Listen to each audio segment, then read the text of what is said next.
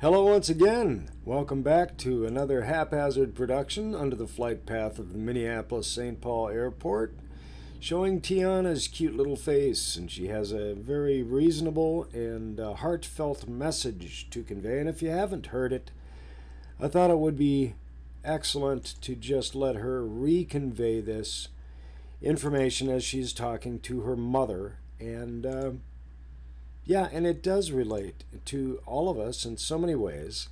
So thanks for watching this haphazard issue. It is about the tarot, how our cards are playing cards, are tarot cards, and how our conditioning of our attitudes. And this child is speaking from the heart. That's why I do haphazard, because I am speaking from the heart. And I hope I convey what I wish to. I guess I wouldn't release it if I didn't. Enjoy.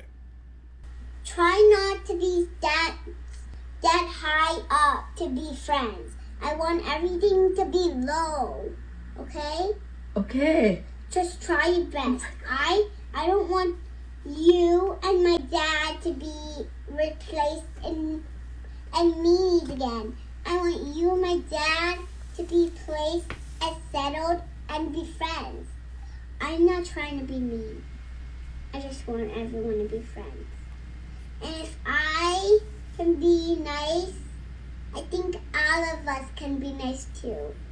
I'm not trying to be mean, but I'm trying to do my best in my heart. Nothing else than that.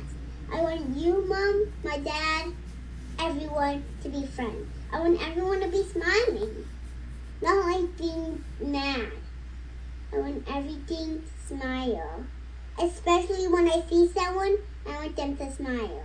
Especially Nana, everyone. I want everyone to smile. And if that's for my dad and you, Mom, I think you can do it. I think you can settle your mean heights down a little to short heights. Then it's both, okay? I'm not trying to be mean. I'm not trying to be a bully. I'm trying to be steady on the floor, not way down, on straight, on the middle where my heart is.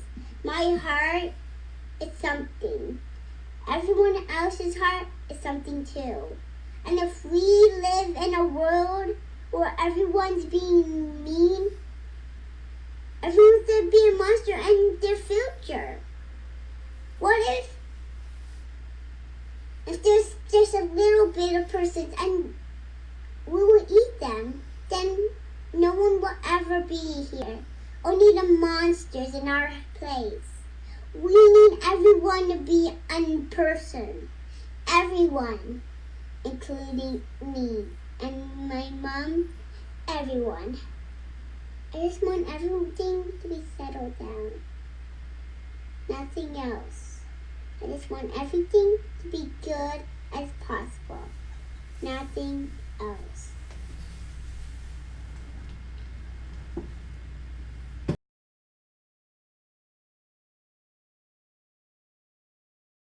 Thank you for joining the Haphazard Tarot Hour. I am not actually a professional tarot instructor, but I do play one on YouTube.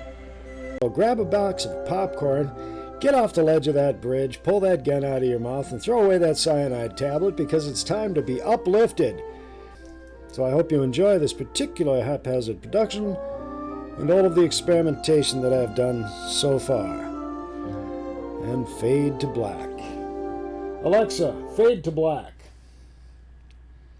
Here's Fade to Black Remastered by Metallica on Amazon Music. Okay, I wanted to show you briefly. The only reason I'm face on is that I have a deck of cards, a regular deck of cards, as you can see. They are your normal playing cards, just a little bigger. And that's a normal deck of cards.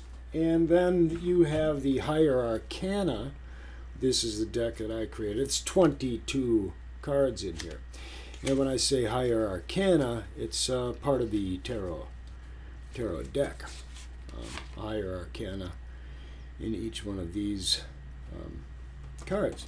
that I made. Well, the front of a card for like Aleph, A, and then the back of the card. However, there are 22 of these, and then I just showed you the, your common deck of cards. But now when you look up tarot in the, always sex in my hair.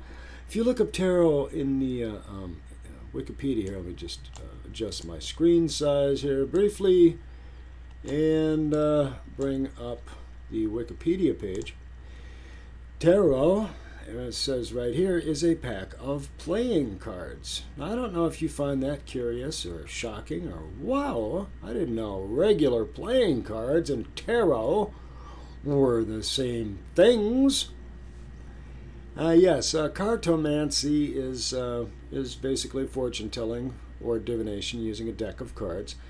Forms of cartomancy appeared soon after playing cards were first introduced into Europe in the 14th century. Practitioners of cartomancy are generally known as cartomancers, card readers, or simply readers. And what I wanted to convey is that, basically, you take a regular deck of playing cards, and if you look here, you have a knight, queen, jack, right? The only thing missing from the regular deck of cards in relation to a tarot deck are the female jacks, or you might call the jackettes. So you'd have a king and a queen, right? The kings and the queens.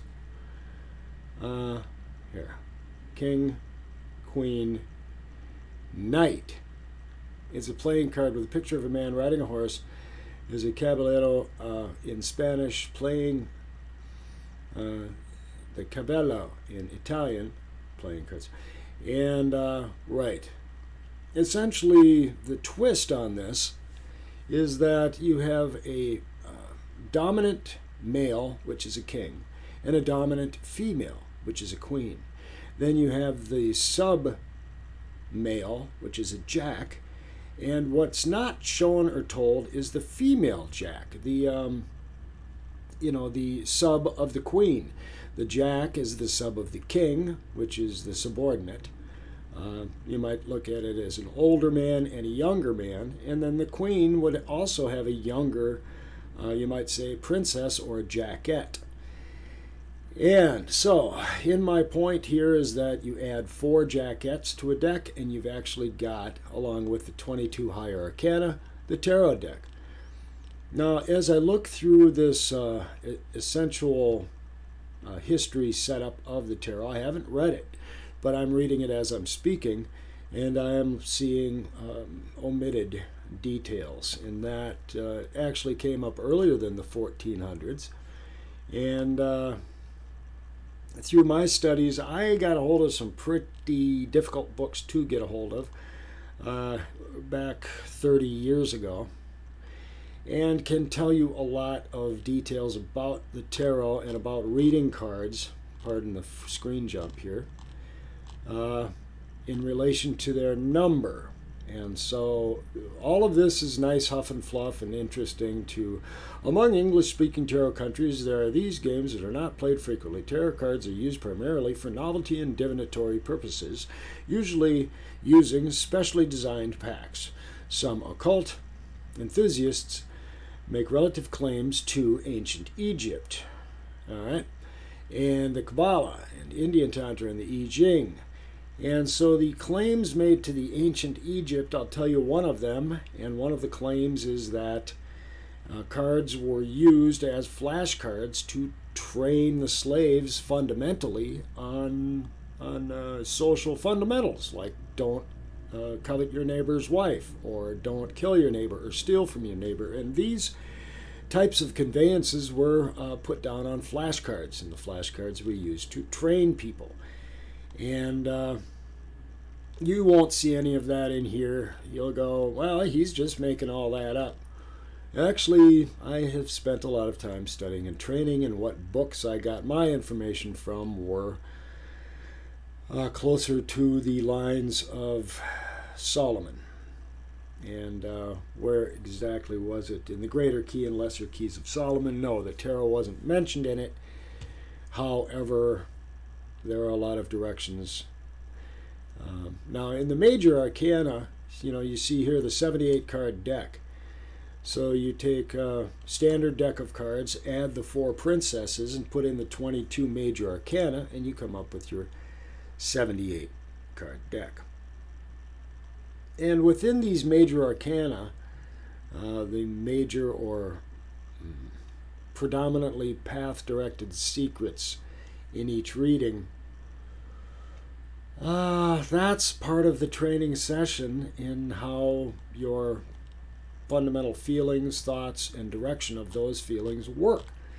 And the idea behind using tarot, well, here I can give you a demonstration right here and now. Let me go ahead and just expand this. Easy to get a hold of. And fix my hair, my fluffy, fluffy hair. All right. Fundamental use of the cards. Right. Well, first of all, the clubs and the hearts. Okay. Each one has a designation, right? Hearts are cups in everybody's, how do you say, etymology or breakdown of what cards are what, hearts are cups. But now here, this one, and clubs also, diamonds and clubs are often intermixed as people see them as either fire or earth. And so when you look at these mixed, they're mixed. I see these as earth, clubs as earth, but a lot of other people see them as fire for whatever reason, for whatever determination that they have made.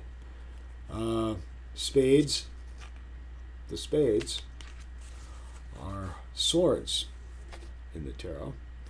And each number designation also has an essential. All right, the twos. If you see the twos have an essential piece, have an essential settling.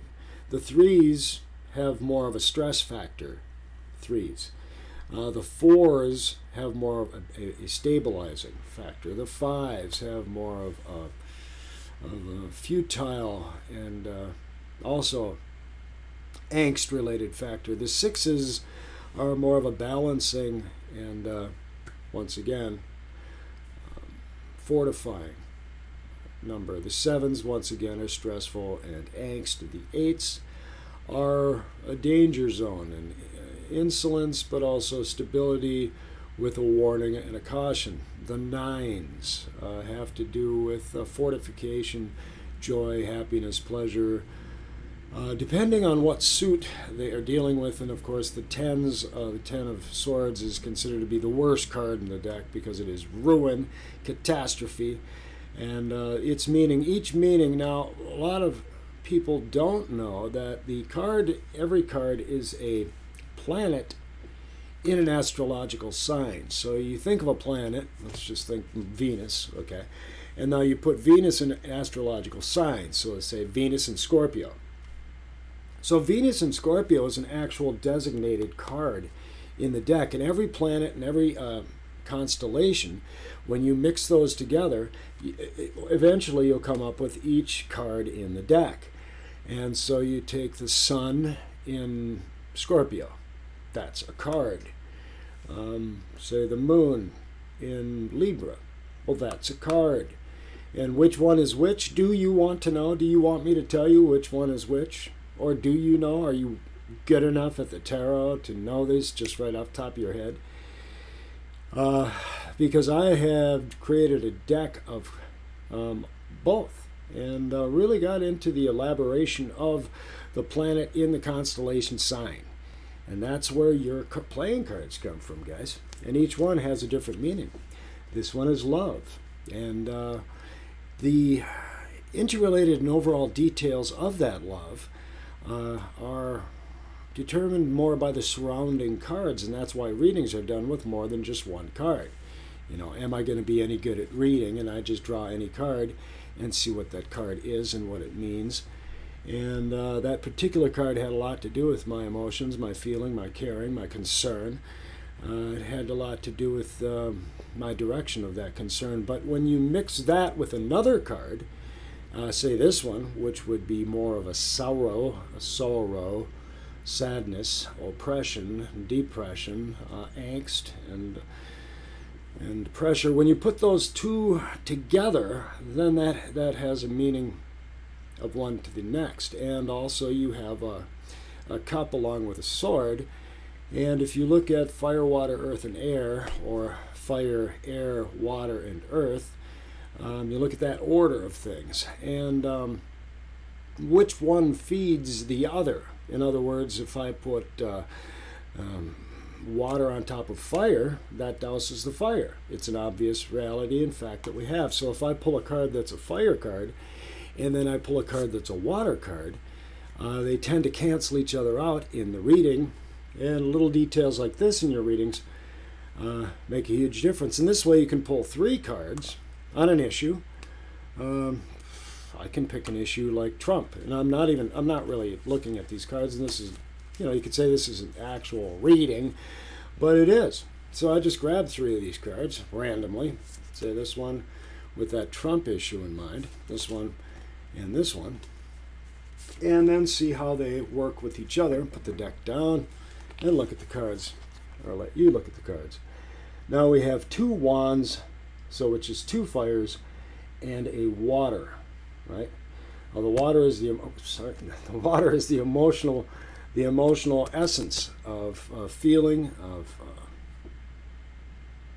it's fundamentally, keep it fundamental, yes, feeling. All right, now you've got 2 wands, absolutely master of direction, energy, power, and push, and then the 7 of wands. Of wands is the victory, valor, or indecision card. It is dependent upon what it is mixed with. So the 7 of wands, this particular description is fairly great.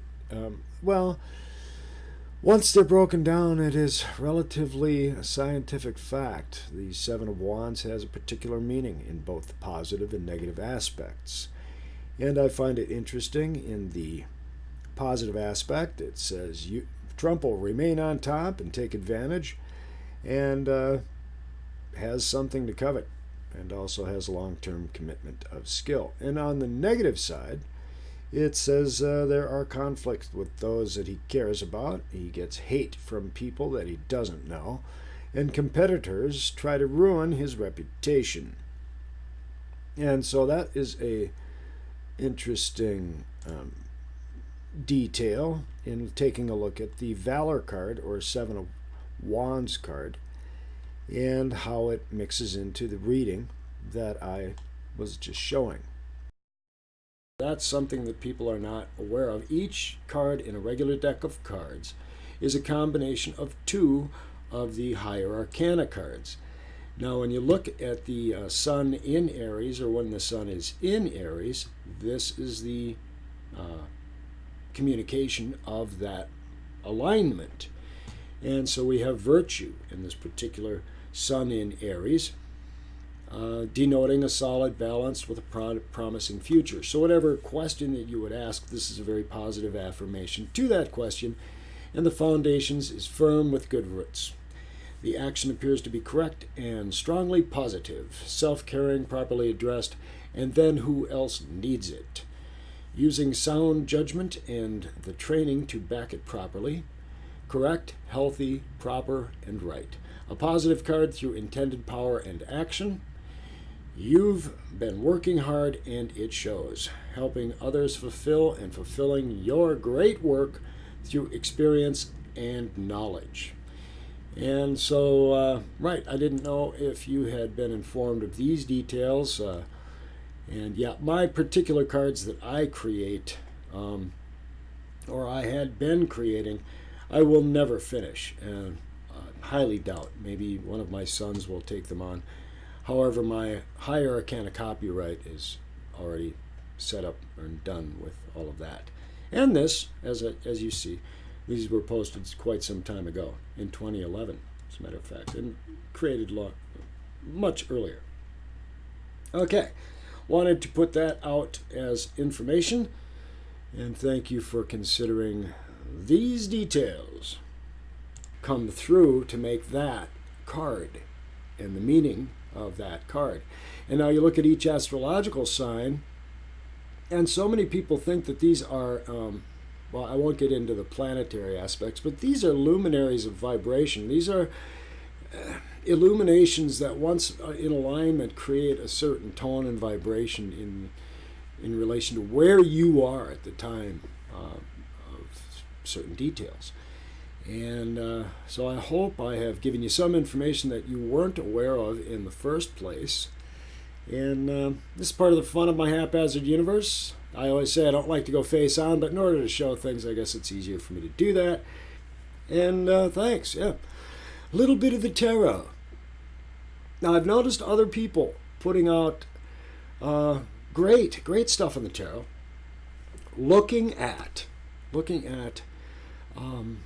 things like Epstein's junk and the fabrication of Dorian, or whether or not it's And so we each have so many different viewpoints. Let's keep sharing them and not get angry because somebody puts out a viewpoint you don't particularly agree with. I see so many that I'm just like, oh, you gotta be kidding me. But I'm not going to get on and put that person down and actually show people who I don't agree with in my subscription areas. But that's okay. It's not about agreeing with everybody. It's about you considering what is available for consideration and then picking through it. Come back again for another uplifting, enjoyable, informative, and creative haphazard production with your host, Lance Reynard, giggling like a schoolboy and dancing on the roof, blaming it on 5G. So I'll talk to you soon. Like, comment, and subscribe. And I have a lot more of these issues to go through and a lot of places to go and people to see, things to do. Talk to you soon. Alexa, stop it.